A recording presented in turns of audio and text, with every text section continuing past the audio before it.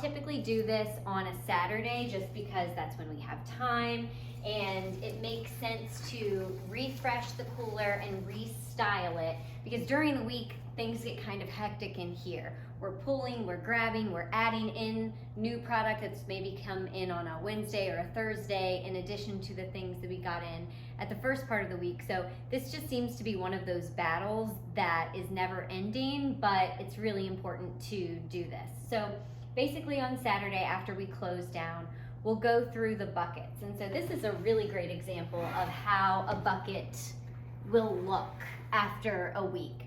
We've got some blooms that have kind of flopped over. Maybe things have fallen off. The bucket is half empty. It's just looking pretty raggedy. So what I'm trying to do here is two things.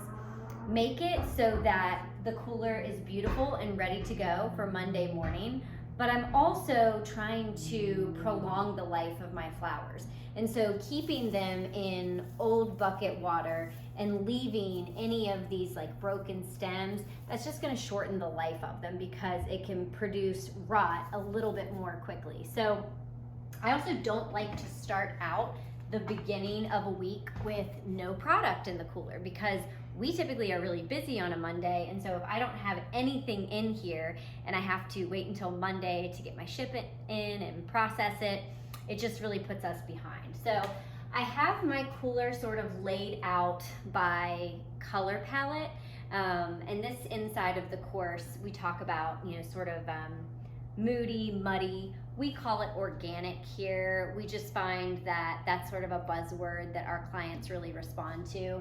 And then I have romantic, and that's sort of the cooler window that I'm focusing on now. That leads into pastels and then bright and cheery.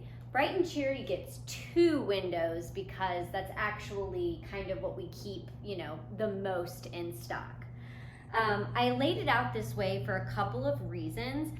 It's easy for newer designers to shop and make arrangements from the cooler if they kind of know that if a client wanted something that was sort of organic and a little bit moody, that they're not going to this end of the cooler, or they have to hunt throughout the whole cooler to put something together that's going to look good. I'm solving a design problem for them just by the way that we store it. So what they would do if they had an arrangement that they needed to make with those sort of cues in mind, it would be really easy for them to just come to this window and say, I know I'm gonna be pulling a lot of the things from this. Now, they might pop over to the pastel and grab some lavender roses to go with it, but for the most part, a lot of what they're gonna be pulling is from right there. So this is, you know, something that it's a time-consuming task, and it's just the way we sort of run our business. This might not be right for everybody, but the one thing that I can say is a must for your flower cooler, if you have a display function, is that you do have to have some kind of routine.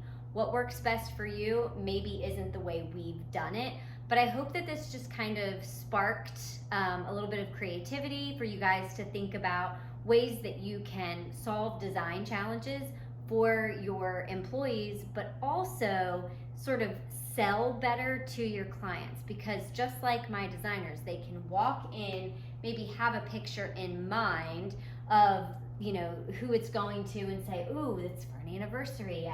I see here my cooler, here are my red roses. This is also where my lilies are going to be. So those reds, pinks, really feminine colors, and will kind of help them make better design decisions too. Because if you had like a sunflower and a red rose next to each other, they might think, oh, that would look really good together.